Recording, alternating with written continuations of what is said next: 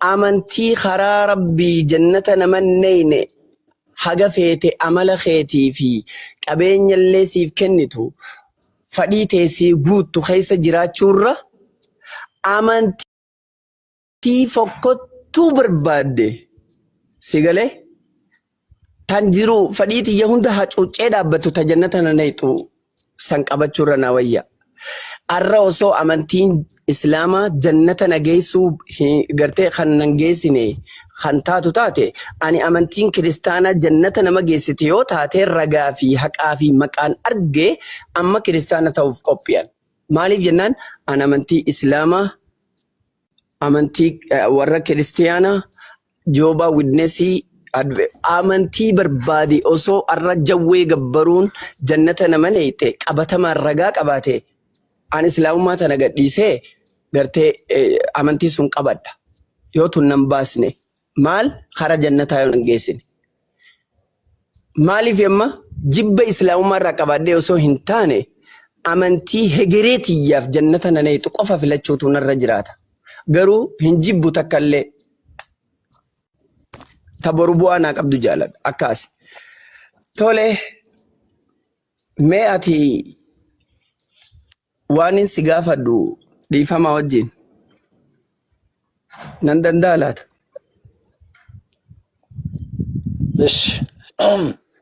Tole baay'ee bareedaadha. Sajjilu jamaa tayyib waanin sin jiru ammoo keenya amantiin kiristiyaanaa tun amantiidha jettee ragaa fi haqaa fi maqattiis ittiin amantaa isiin tun amantiidha jettee kiristinaan.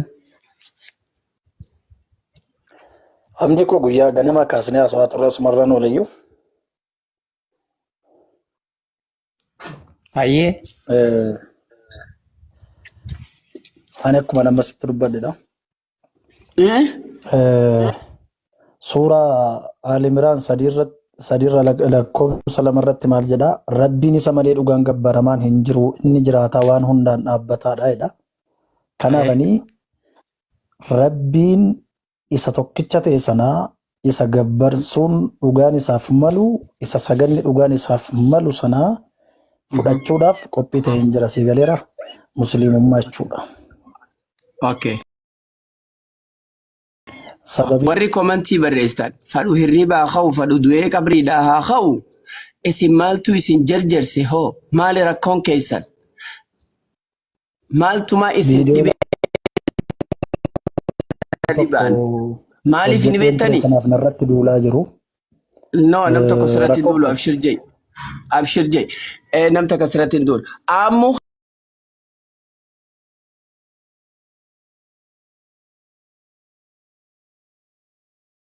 beeka sirritti namni naa fi amurra wajjin morme abadan numaa hin jiru. Yoo wal arrabsuu taates yoo wal muruu taates yoo akka hunda wal godhuu taates anaa fi isatu walitti beeka. Isin dhaabbadha usaa. Fi ani amantaa musliimummaa keessa galeen otoo hin taane qarqaratti keessa seenuuf jechaa otoo hin jiruun waan baay'een argeera beektaa. Ifa akka isheen taate musliimummaan jaalala akka isheen taate tokkummaa akka isheen taate qabeenya dhokataa rabbiin tokkichi nama isa jaallatuuf kennu akka isheen taate musliimummaan ani qabbeeluudhaaf murteesseen jira. Yaa'u narratti duulaa jiru kallattii garaagaraatiin karaa galagalaan narratti waan baay'ee gochaa waan jiraniifan beekaa karaa keessaan ustaazota tokko tokko duukaa haasawaa isinillee namoonni tokko tokko karaa keessa haala akkamitti akkan qabadhu tanii gootu. Kanaafanii rakkoon kee maali? Paaster Sooree baani rakkoo qabaadhe miti. Si galeera amma shaadaa qabachuu wallaalee miti ani baay'ee namoonni baay'een amma musliimummaa dhufu amma kiristaana ta'u amma musliima ta'u amma kiristaana ta'u dhaabbatan qaban ani garuu umurii keessatti dhaladheen guddadhe maatiin kiyya keessatti guddadhe akkuma keessatti guddadheen umurii kanatti yoo xiqqaate waggaa 10 bara 2017 waltajjii dhaabadhee tajaajiluu jalqabee waltajjii lafaa argamsiisee waggaa tokko. Ammu kiyya amma irra guddaan beektee dhiifa malee irra guddaan warri asirra jiru yoo Ustaaz Abdul Fattah faa taate malee namni akka kiyyaa si beeku ni jira jee yaadu. Ijoo ammuun nama gartee dhiiroo nama kiristaanaati jaanii takkaa shakkan Kakkaa'oo kiristaana irraa nama baratu moo nama gartee ijoollee xixiqqoo barattu ta waldaarra deemtee barattu osoo hin taane nama waldaa dhuunfaasaa qabu. Paastaroota yookaan warra raajota ifiin je'ee iimoo tanarraa deemu keessaa inni hangafa. Araarsoo warra gartee paastaroota baay'ee jiran keessaa inni hangafa. Nama akka isaatitti waldaa dhuunfaasaa qabaatee achii tajaajilu keessaa isa tokkodha. Akkasuma asumaan naa baraa jechuu barbaadeeti nama achi barbaruu miti. Itti fufi. Kanaafanii akka warra kaanii takkaas goree takkaas fakkeessee achi fakkeessuuf otoo hin taane gani guyyaallee dubbadheen ture. Ani salphaatti amantii itti dhaladhee guddadha amantii ganamaa kana gadhiise miti. Tokko yeroo darbee ji'a tokko hin guunnee tibba ji'a ramadaanaa keessaa ustaaz Amdii Duukaa dhiyooma kana wal falmii goon irratti ragaa wayii tokkotu gadi ba'e. Ragaan sun akkuma gadi ba'e nan guyyuma sananii nama teetu keessan naa bilbilee jennaan anarraa kaasee ani macaafa qulqulluu kana shakkeen jiraan jedheen. Maalinnaan dogoggora kanatu jira har'a achirratti waan akkasii ba'e immoo barumsa kanallee namni na barsiisee hin jiru ammaatti namni nu hubachiisee hin jiru. Nan hubachiifnee ani waggaa amma kana amantii kana keessa jiraadheen jedheen. Kana booddee bakka yeroo sanarraa kaasee ani nan dhiise ji'a tokkoon already erganii dhiiseeti dhiyoo kana zimbiloo ture iimoolleen dhaqee banaa hin jiru sheer gochaa hin jiru dhiiseeraan. Waltajjii waldaa lafaa konfereensii garaagaraa deemuu ergan dhiise immoo waggaa tokko geera waltajjii waldaa lafaa jechuudha. Kanaafanii hubadheen adda baasee wanta kana ifaa isaa sirriitti hubadheen quraana qara'aan jira afaan Oromoo jechuudha. Adda baaseenan wanta kanatti seena jedheen callisee waan hundumaa hubadhee ilaalaa jira jechuudha. Ani ana caalaa hin beektan kiristaanonni jechuun abbootiin amantaa ana caalaa beektan jiraachuu dandeessu nan ilaallatu. Anis amma beekumsa kiyyaa kiristaanummaatti jiraadheera akka ajaa'ibaatti jiraadheera. Dhugaa dubbachuuf hojii tajaajilummaa macaafaas taanaan boolee waldaa masara Kiristoos emmi keessitu na beekaa jechuudha. Gooroo safaraa naannoo Garjii kan jirtu waldaan masara Kiristoos na beekti. Ani amoon eenyu akka ta'e jechuudha. Wangeelaa garuu erga dhiyootis erganii wanta kana yookaan immoo islaamummaa kana jibbaa mormaan ture akka islaamummaa hubadheetti na hubachiisanittis ta'een islaamummaan akka waan aarsaa seexanaaf nama gootu yookaan immoo akka waan islaamummaan nama qaltola argitee nama gorraatutti na hubachiisaa turan. Gaafan garuu keessa gadee cinaanaan na'ee ilaalu ani immoo namni nambeenne garee markaazaa kan dhiirotaa keessa gadeellee nama hirmaataa turedha. Karaa immoo jechuudha. Immoo nam tokko nambeenne garee markaazaa keessa gadee nama baradha. Jechuudha. Kanaafi hubadheen adda baasee wanti kuni na baasamoo nan baasodheen itti deemaa jira jechuudha. Itti deemaa jira. Guyyaa viidiyoo tokko jedheen ture yaada isaarratti jechuudha. Namoonni baay'een dhuftanii keessaan hin maraattee waggaa lama asitti hin maraattati Yesuus hin gantee nan maraatu taata. Hin maraanta akkas taata qullaa buuftanaan jechaa turtan. Ani nama sammuunsa qullaa buusu miti. Ani inkaan dhukkubsadhee amma ammatti dhugaa dubbachuuf dhukkubsadhee galata labbi hamdulillaahi dhugaa. Shaadaan qabanne garuu qabachuudhaaf. Akka salbaatti miti. Kanaafi dhukkubsadhee guyyaa tokko mataan na dhukkubee mana kiimii dhaqee marfee nama harka isaatti waraannatee hin beeknedha. Yoo dhiiga kufaa ilaalchisuudhaa dhaqee yoon jireenya kufayyaa koto'achuudhaaf mana kiimii dhaqee of qorachiisee ala jechuudha. Kanaa jechanii ani yeroo hundumaa nama nagaa guutuu qabudha. Rabbiin galataa fudhatoo nagaa naaf kenneera. Hin maraattaa jedhatu musliimuma dhayixeennan jettanii bilbilallee bilbila cufeenna namoonni bilbila kibban ibban jettanii miseejii ko jala galtanii ilaaluu dandeessu waan naan jedha waan baay'eedha. Kanaafi ani isintu na karoorse isintu na hubachiisee hin deema miti akkatti hin deemu akkatti hin socho'u ani amoon nan beekaa jechuudha. Kanaafi ani amoon akkanitti deemu amantaan kun maal akka taatee ana caalaa hin arrabsine hin mormine mormeeraa arrabsaan ture tiktook irra taa'ee imoo irra taa'ee arrabsaan ture mormaan ture dhiibbaa guddaa gochaan ture garuu yeroo sanayyuu rabbi isaa qajeelchu ragaa kadhanni keessan akka dhaga'amuun bari'an. Dhugaa. Kanaaf akka jalqaba na hubachiisanitti akkas ture. Garoon ofii koo gaafa nama islaamummaa kana hubadhu. Islaamummaan kun jaalala tokkummaa akka isheen qabdu nu hubadhe. Kana duwwaa miti. Islaamummaa keessatti ani waan baay'een ilaalaa jira. Indee kan qarqarattan akkas ilaale otoon keessa galee uummata kanarraa maalan argaa? Rabbi tokkicha kana gaafan gabbaruu jalqabee maalan arga kan jedhu sanatu naa ife jechuudha. Kanatu na kakaasee jechuudha. Kanaaf sini galeera. Gaafa bakkee irra teenyee ilaallu miicinaadhuma naannaa dirqamaan koottaa isin hin jedhuan. Aniyyuu ganaan shaadaa qabadha. Dhufeera sin jenneen. Ammuman dhufeetti of lakkaa'a. Inshaallah.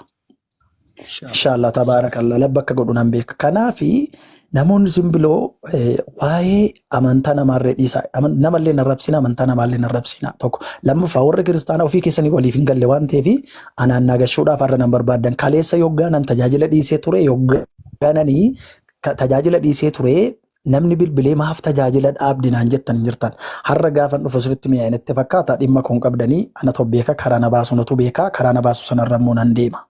Kanaafuu waa'ee koo yaaddeenaallee hin dhiphatinaallee ani waan naa ta'u nan beeka baay'isuun akkamitti akkan jiraadhu karaa kamitti akkan deemu ani nama beeku nama sammuu qabudha. Ani gaafan fuudhe haadha manaa kiyyaa isintuu naa bulcha miti anumatu bulchata. Sini gadeera. Kanaafi jireenya koo keessatti karaa na baasu tokko yoon karaa fakkeenyaa fi ol akkas gara garjittan deema yookaan booleen deema yoon ta'ee yookaan karaa addis mangadii sanarra deema yookaan immoo karaa garjirra goreen karaa roobaarra deemuun danda'a jechuudha. Karaa na baasurra natu beeka. Karaa natti qajeele karaa natti bareede natu beeka. Karaa natti bareede irra deemuuf immoo ani qophiidha. Wanti duuba na deebisu tokkoyyuu hin jiru jechuudha. Kanaafi namoonni dhuftanii waan barbaaddan haasoftan waan barbaaddan jettan isa kana sintu na gorsa miti jechuudha. Iimoorras taanaan nama 4,000 olii of harkaa qaba. Sinigaleera iimoorras taanaan erganii waldaa salafaa tajaajila dhaabee iimoo tajaajila qabee nama 4,000 olii of jalaan qaba. Har'allee ijoollee beekan na dhugaa jira. Garuu ani isa sana barbaade miti. Karaa dhugaa tokko, karaa ifaa tokko, karaa jaalalaa tokko hin barbaade. Sinigaleera. Mee simtuu fakkeenya fudhadhaa. Mee musliima guyyaa tokko wal arrabsuun islaamummaa keessatti wal arrabsu argitanii beektu? Amantaati wal arrabsu argitanii beektu? Islaama guyyaa tokko maqaa wal balleessu argitanii beektu? Islaama guyyaa tokko wal salphisu argitanii beektu? Islaama guyyaa tokko wal abaaru argitanii beektu? Isinoo maqaa keessan arraba keessan garaa keessan keessa garuu bineensa kan nama ajjeesu islaamummaa miti kan nama ajjeesu isin warra kiristaanaadha. Isinitti anima kan nama ajjeesu isin kan maqaa balleessu kan ajjeesu isinidha. Isinitti anima ganaa waan meeqammoo ganan baasaan rakkoon qabu. Kanaaf dhuftanii warri na arrabsitanis warri na gorsitanis itti na jabeessitu malee irraa na xiqqeessitu miti jechuudha.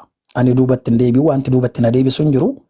Fuuldurattan deema nan qabadhaa ani shaadaa qabadheen islaamummaa fudhadheen islaamummaa qibbileen islaamummaa keessatti argadhees dhabees iyyoomes sooromes islaamummaa keessatti jiraachuudhaaf murtoo dhumaarra ga'een jiraachuudha. Kanaaf kan isin hin galchine keessa galtaniillee dhuftanii naan hin dubbatina.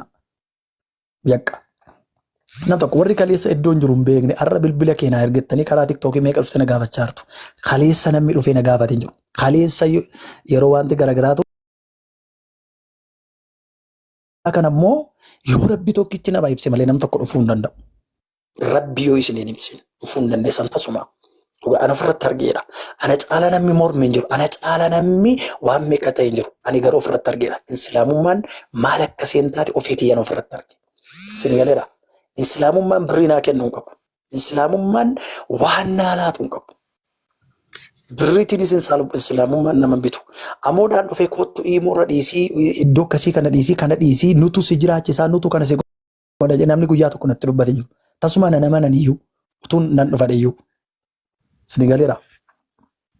Kanaafi waan na baasu yoo maraadhe sin gashu maatii nan qabaa zariin koo zarii bal'aadha. Nan qabaa uummata bal'aa jira. Anatu toora galfatee ittiin deema jechuudha. Inshaallah rabbi immoo na gargaara. Rabbi immoo akkasin na yaaddan akka inni nan goone nan beeka. Islaamummaa keessa immoo maraatum hin jedhu islaamummaan kabaja ulfina ta'uu ishee argeeraan. Kabaja ta'uu ishee, ulfina ta'uu ishee, jaalala ta'uu ishee nama baay'ee irrattis ilaaleera. Namoota baay'ee irrattis argeera. Islaamummaan jaalala akka taate, islaamummaan tokkummaa akka taate, islaamummaan amanamummaa akka isheen qabdu, islaamummaan karaa sirrii akka taate, islaamummaan karaa tokkicha gara jannataatti nama gashu guyyaa qiyaamaatti islaamummaadhaan namni jannata akka galu ani keessa galeen barumsa isaa baradhee miti cinaa goreen arge otuun keessan galiin. Kabaja godhadhaa ofii keessanii walii galaan jirtan. Yaa warra kiristaanaa ofii keessanii maqaa wal balleessaa jirtu. Ofii keessaniyyuu maqaa wal balleessaa wal arrabsaa. Ofii keessa walii galtiin qabdan. Kanaaf reekoo protesta. Gaaffiidhuma kana gaafate iddootti Yesuus ani waaqayyoodha na gabbaraa jedhe qofaa naa fidiiti ani si dhugaan boor sharchii keessan kana deemaa naan jedhe yeroos kutaa 5 baradha. Kana booddee hin jira jedhee mana malee ofii waan hin beekne fedhee dhaqee gaafadhe paasteroota kiyya iddoo akkasii hin jiraannaan waan fidan dhabaniitu isa cinaa maqabee waan garaagaraa dubbatu qofa fidanii naa kennani. Kanaa achi garuu nama ammaatti macaafa qulqulluu keessatti iddoo tokkotti hin agarre. Okay, gaariidha. Iddoon ani Yesus nama ofiin jedhe hoo macaafa keessa ni jira moo hin jiru? Sirriitti jira malee ajaa'ibaatti. Dubbiin Yesus dhugaadha jettee amanta moo dogongora of keessaa qaba jettee amanta? Boqonnaa 17 lakkoofsa 3 san jecha Yesuusii beekete inni kun.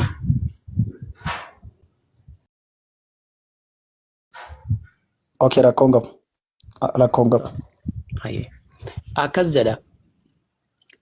Wangeelii Yohaannis boqonnaa 17 lakkoofsa 3 si Waaqayyoo isa tokkicha isa dhugaa Yesuus Kiristoosiin isa ati ergitees beekuun isaanii jireenya bara baraatii jedha. Dubbiin tun sirriidha moo dogongora? Jecha kana Yesuus Kiristoos jecha sirrii dubbate. Waaqayyo isa tokkicha isa dhugaa Yesuus Kiristoos isa ati ergite. Waaqayyo isa tokkicha isa dhugaa Yesuus Kiristoosiin isa ati ergitees. Iddoon kun anaaf yeroo baay'ee gaaffiidha beektaa? Maaliif jennaani Waaqayyo isa tokkicha jedhee deebi'etu isa dhugaa ergedha. Waaqayyo isa tokkicha dhaabe isa dhugaa dhaabe Yesuus Kiristoos isa ergite beekuun isaanii jireenya bara baraateedha. Iddoon kun anaaf iyyuu gaaffiidha.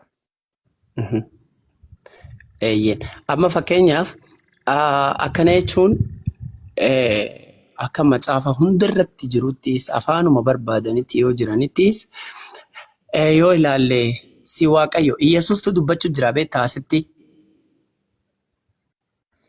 Yesuustu dubbataara. Si Waaqayyo isa tokkicha isa dhugaa jedhee Yesuus Waaqayyo abbatti dubbachaa jiraami? Waaqa abbaatti dubbachaara. Waaqayyo abbaadhaanii si Waaqayyo isa tokkicha isa dhugaa Waaqayyoon tokkichi dhugaa Waaqayyo abbaa qofa akka ta'e Yesuus himaa jiraami? Sirriitti ifa baasee himaa jira. Waaqi dhugaan kabajamaan tokkicha rabbii qofa akka ta'e dubbateera. Yesuus Kiristoos isa ati ergitees beekuun isaanii hoggaa jiru. Yesuus Kiristoos ergamaa rabbii tokkicha dhugaa sanii akka ta'e yoo beekan jireenya bara baraa argatanii jechaa jira miti. Ani waan kana akka Islaamaatti ittiin amana. Ati waan kanatti ni amantaa? Inshaallah. Kan naaniif ne naa ibsite ati immoo. Ittiin amanaan illee. Goobas. Animma Waaqayyoon tokkichi inni dhugaa Waaqayyo abbaa qofa akka ta'e isa bukkee waaqni biraa akka hin jirre ka dhugaa tokkollee akka ta'een amana. Atis ni amantaami? Sirriitti nan amanaa waaqi dhugaan gabbaramaan tokko isa qofa akka ta'e sirriitti kutaa kanatti nan amanaa jechuudha. Goobas. Garuu Yesuus ergamaa akka ta'e ergamaa Waaqayyoo tokkicha dhugaa sanii akka ta'e anniin amana. Atillee ni amantaa? Sirriitti nan amanaa. Yesuus akka ergamaa Waaqayyoo tokkicha dhugaa sanii ta'e. Maashaallah. Dubaati Islaama jaamta. Tiksii kana maaliifin siif fide beektaa? Tiksii kana maaliifin siif fide ni beektaa? Amata sadi durallee tiksuma kana wajjin naa fe'ate mormaa turre. Amma immoo alhamdulillah. Ni yaadattaami? Si guddisaa. Mooditara qaba. Mee guddisaa warri mooditara?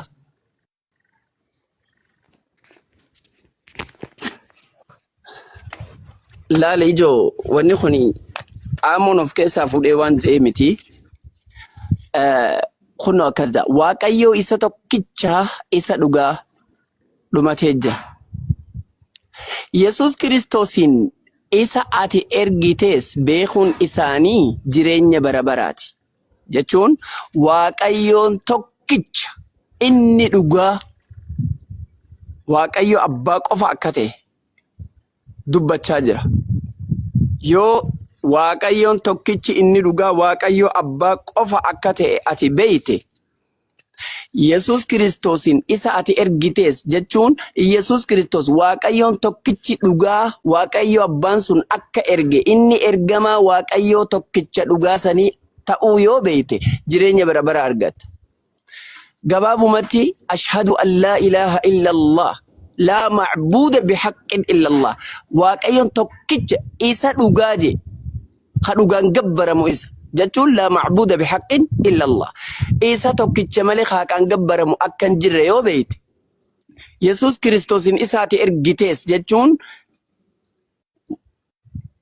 yoo beekte kana dura fidda maal ashhadu jechuu beekuun ashhadu yookaan immoo ragaa bahuu jaama beekuu takkaa dhugoomsuu takkaa ragaa bahuun afaan arabaatiin ashhadu jechuu ragaan baha takkaanan dhugoomsa takkaanin beekee yaqqansa jechuu maal wa ashhadu anna Ciisaa rasuulullah Ciisaan ergama Waaqayyo tokkicha dhugaa sanii akka ta'e namni beekee jireenya bara bara argataa je sanuu warreenyutiif gaafa sun warra Israa'eliif arrammoo nuti ashhadu an laa ilaaha illallah Waaqayyoon tokkichi dhugaadhaa rabbii ol aane Allah qofa akka tahe hin amanna. Nabi Muhammad sallallahu alaihi wasallam ergamaa rabbii fi gabricha rabbii ergamaa xumuraa goolabbii ka aalama guutuu ergame akka tahe amanna. Yesus Kiristoos akka Nabi Iisaan alayhi salaam ergamaa rabbii ol aane kan Israa'el qofatti ergame akka tahe amannaa jechuudha. Akkuma Islaamni amanutti dubbachaa jira wanni tiksiin kun jechuu. Tanaaf ani waan kana guututti itti amana. Alhamdulillah. Akkasi. Yaa millee kanatti namana. Dhugaa na hubachiifte. Karaa dhugaadhaa, karaa Islaamummaa, karaa Rabbii tokkichaa, Rabbi sii laafisee inshallah karaa ganama amantii jalqaba itti irra dhalattee Rabbi si haa deebisu waamu. Ameen. Yaa Rabbi si haa deebisu.